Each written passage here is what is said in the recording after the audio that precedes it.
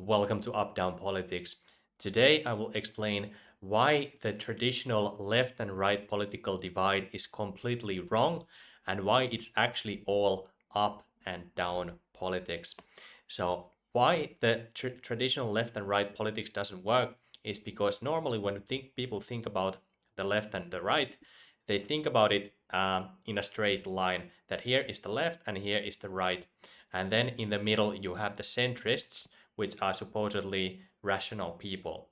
But this is actually completely wrong because when we actually observe what is a far left and what is in the far right, then you would realize that on the far left you will have communists, and then on the far right you actually have Nazis. And this is what you always hear people say: you're a Nazi or you're a communist.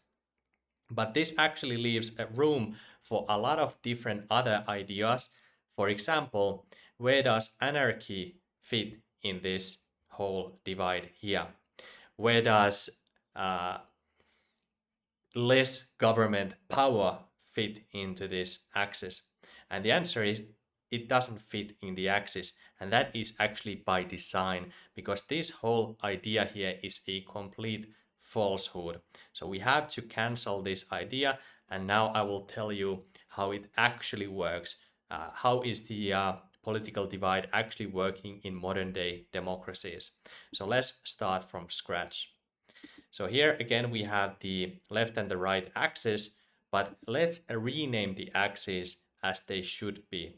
So on the left side we have central control, and then on the right side we have complete absolute personal freedom. So what would be on the far right on this axis is actually something called anarchy, because that is the ultimate form of personal freedom. There are no laws at all. You can do anything absolutely. There's no protections. There's no government essentially. It's complete anarchy. And from anarchy, when you start moving to the left, then more familiar words start to appear. And I will show them quite soon. But now I will turn back to the absolute left side first, then I will fill in the middle. So what is in the absolute left side of this axis here in absolute central control? That would be communism. And I'm not talking about the ideological communism where it's the people who own the means of production and the Marxist idea, because that has never happened in the history of the planet. I'm talking about the realist communism, which means that the state is in control of the means of production as well as the political system, and there's basically no room for protests, and the state has absolute power, and the individual has very, very few personal freedoms. You basically are subservient to the government and essentially a slave to the system. That is in the far left, is total central control. But there's a few other words basically also which fit into the far left, and I will add them next. You also have socialism. Now there's some distinctive differences between socialism and communism, but essentially they are the same exact thing. You could argue that socialism is a little bit more toward a personal freedom than is communism, as we have seen it through Soviet Union and the Chinese Communist Party and other such organizations that we have seen, like in Venezuela and so on. Then there's a few other words that also are in the far left, and there you have fascism. And fascism is basically the same exact thing as Nazism. So fascism compared to communism simply means that the state has absolute power, but the system is built around oligarchies, around monopolies, around extremely wealthy individuals who basically own the government. And this is also another word for fascism is corporatism. Is the corporations who have total control over the government, over its democratic system, and they dictate the rules. And if you deviate from the rules, then you are either killed or put to prison or silenced in one way or another. And in both cases, it doesn't matter if the absolute power resides in the state or at the corporate level, it is still absolute central control in both of these systems. That's why the typical left and right uh, division doesn't really work here, because they both represent central control. They are different ideas, but they essentially lead to the same outcome, where a few people decide what the other people can and cannot do. And in all of these different systems, personal freedom is basically minimized.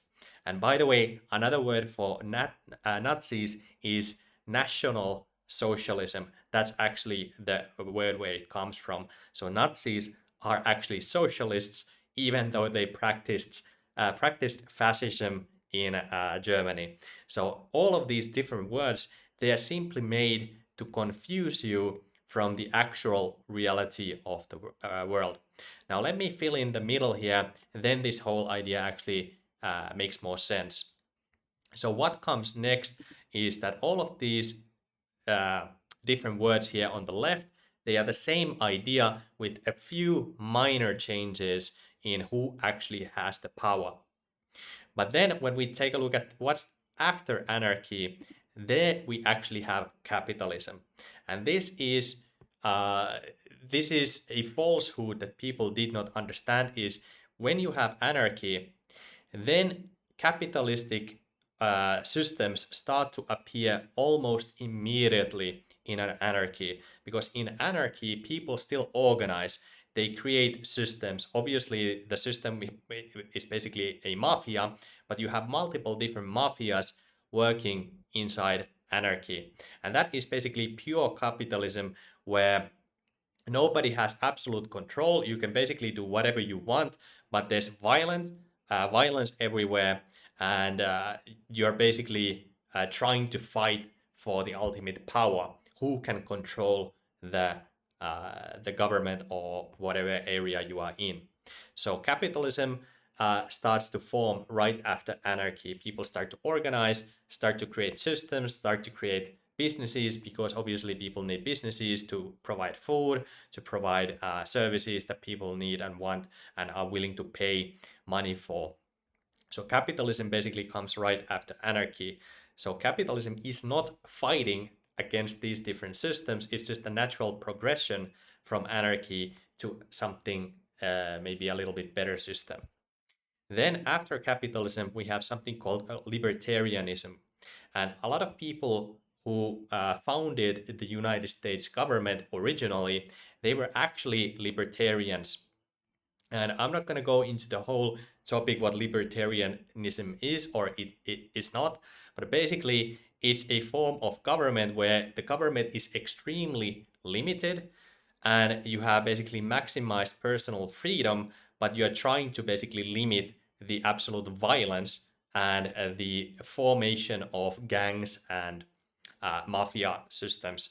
So libertarianism is slightly better than pure capitalism. Then we have the US Constitution.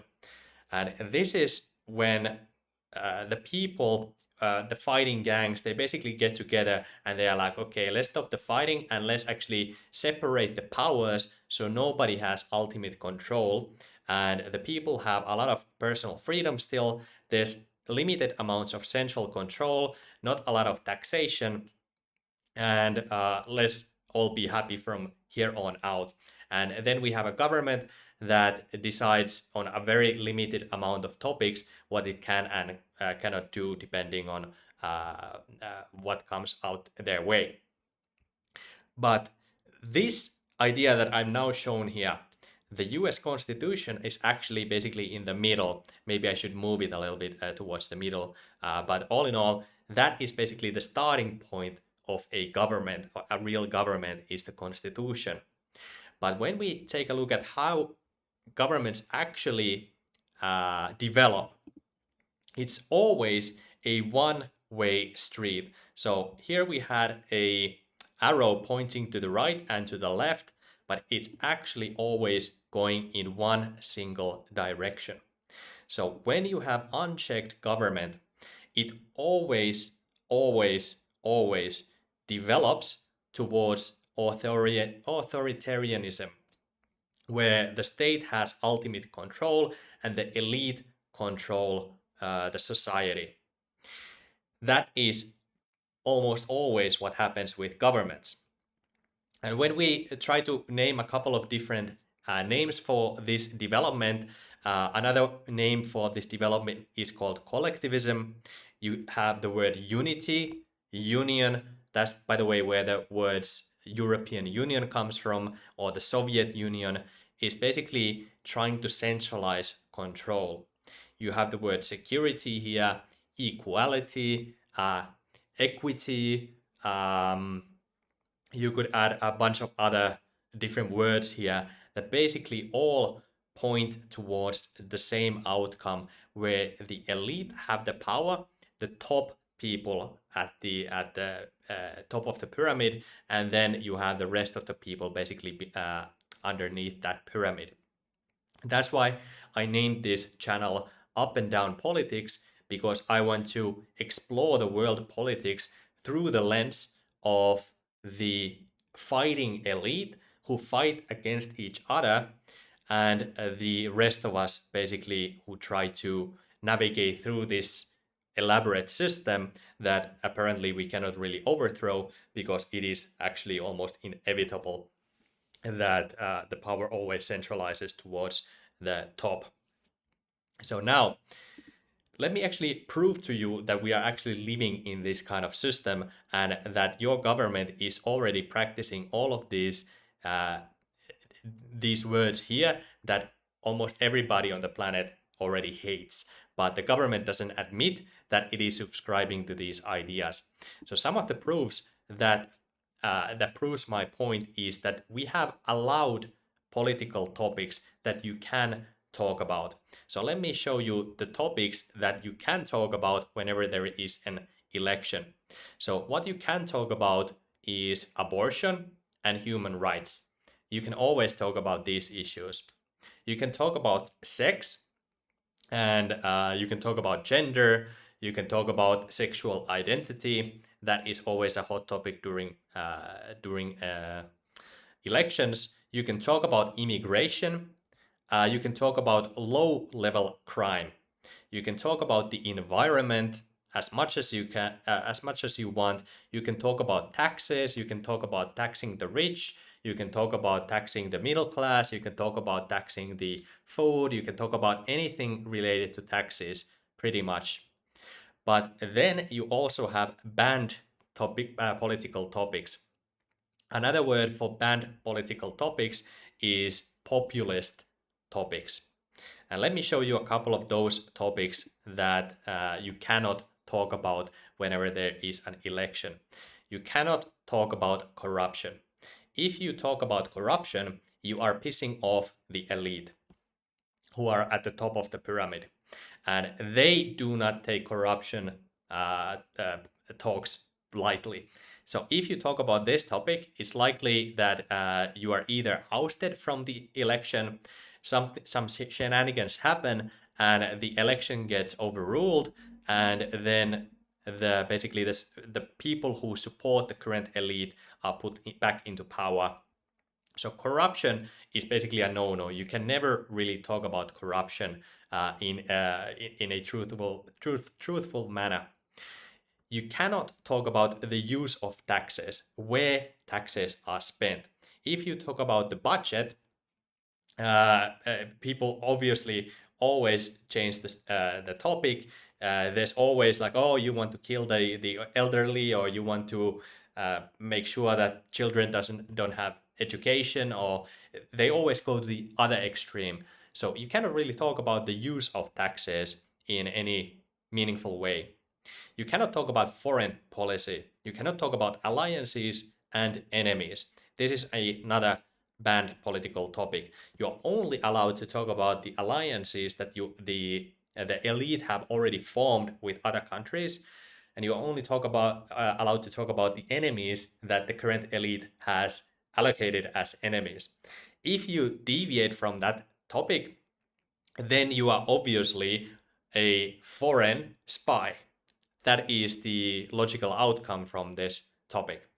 You are not allowed to talk about making a smaller government. This is a big no-no. You can never make a smaller government. Actually, there are a couple of politicians who, from time to time, pop up who talk about uh, these hot topics, these populist topics. And this is again not a left and right issue, because I think everybody, both on the left and the right, would like to have less corruption. They want better use of taxes, and they want more peaceful foreign policy, and most of them actually want a more efficient government. So every now and then you have a populist politician who talks about these topics. One of those most famous ones is obviously Donald Trump. He continuously pressed on these hot topics that were absolutely populist, like peace, taking out the corrupt elite. They will make the government efficient. You will have tax cuts. They will make your taxes more efficient, and all of these different things. That you will have more personal freedom, the freedom of speech. But what actually happened when Trump got into power is he continued the exact same policies that were established long ago in the United States, basically going all the way back to uh, well, Second World War, pretty much. So it doesn't really matter if Trump is in power, if Obama is in power, if Biden is in power. These areas here are always untouched. What changes from politician to politician or president to president is abortions and human rights in a country, what who you can have sex or marriage with, the immigration, low level crime like violent crime. These kind of changes happen. Environmental changes might happen. Taxational minor changes can happen here and there. But at the end of the day, the same exact corruption always happens. The use of taxes goes everywhere. The people who sponsor these politicians get their cut, and the major corporations always somehow end up being on top. So if we want to actually understand this even a little bit further, there are basically two kinds of states on the planet right now. There are states that support the corporatism, that support the US international corporations, and who are subjected towards basically allowing US corporations to run in their country almost unchecked. And then you have countries which uh, try to promote their national sovereignty. And that those kind of countries are basically countries like China, which is, by the way, a communist country, but it does not subscribe to the international corporate mega powers like many countries in, for example, the European Union and Canada and Australia and New Zealand. So you have the current divide between countries is basically sovereign countries and countries which are subjected to these international corporate interests. That is the current divide between the different wars that we're currently seeing on the planet. But all in all, both of those, even though those fighting elite, they are fighting each other, both of those governmental systems still support central control. So personal freedom, there's not a lot of freedom fighting warriors on this planet at this moment in time. So from now on this channel, I will talk about this political divide basically between up and down, between the fighting forces in the central control elite. And obviously, I will talk about how we can also maximize our personal freedom while this system is trying to push you down as well. One way, obviously, to escape this system is investing. Another one is if you actually set up uh, a corporation or a company and you try to climb that ladder upwards. And that is basically how you can jump out of the system as well. And then there are nomads who basically navigate between these different forms of government and try to basically live under the radar of any individual government and try to not to make too much noise about the social issues in the countries that they reside in. But that's basically it for the video. I hope you got some value out of this one, and I hope you now understand better the actual political divide in the government. And by the way, final point for this video is that centrists are actually in the far left. So whenever you meet a person who is a centrist, they are actually either subscribing to the idea of fascism, Nazism, or socialism in one way or another, because that is where the government is headed. So if you support the government, which all centrists do, then you are basically supporting the current elite, and you want to minimize the personal freedom of other citizens. So that is the video. Thanks for watching. I will see you guys on the next one, and bye bye.